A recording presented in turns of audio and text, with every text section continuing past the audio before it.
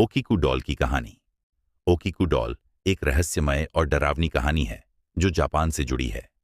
यह कहानी एक छोटे बच्चे की है जिसने एक विशेष गुड़िया खरीदी थी। गुड़िया का नाम ओकीकू रखा गया था। यह गुड़िया एक पारंपरिक जापानी गुड़िया थी जो एक खूबसूरत सफेद किमोनो पहने हुए थी और उसके बाल लंबे और काले थे। ओकीकू की उत्पत्ति कहानी के अनुसार यह गुड़िया एक युवा लड़की ओकीकू को उसके परिवार द्वारा एक जन्मदिन के उपहार के रूप में दी गई थी। ओकीकू ने इस गुड़िया को बहुत प्यार किया और इसके साथ खेलना शुरू किया। लेकिन कुछ समय बाद ओकीकू की अचानक मृत्यु हो गई। उसके परिवार ने इस दुखद घटना के बाद गुड़िया को संभाल कर रखा। गुड़िया का रहस्य ओकीकू डॉल के साथ अजीब घटनाएं होने लगीं। जब परिवार ने गुड़िया की देखभाल की तो उन्होंने देखा कि गुड़िया के बाल अपने आप बढ़ने लगे।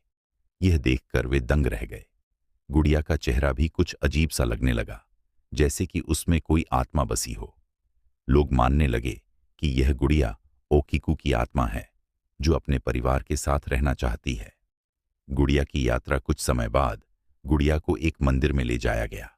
यहाँ इसे श्रद्धा से रखा गया और इसकी पूजा की जाने लगी। लोग इस गुड़िया के बारे में सुनकर आते थे और इसकी कहानी सुनते थे। कहा जाता है कि जब कोई गुड़िया को छूता तो उसे अजीब अनुभव होते थे, जैसे कि उसे ओकीकू की उपस्थिति का एहसास होता।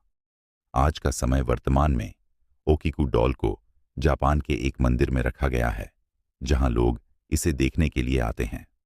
गुड़िया की कहानी आज भी लोगों को डराती है और यह एक चेतावनी है कि कभी-कभी प्यार और अटैचमेंट के साथ कोई चीज हमें ऐसे अनुभव दे सकती है जिन्हें हम समझ नहीं पाते।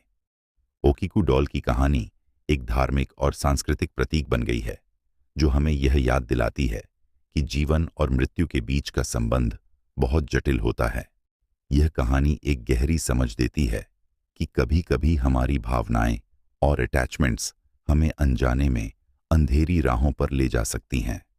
अगर आपको मेरी कहानियां पसंद आती हैं तो चैनल को सब्सक्राइब करें। धन्यवाद।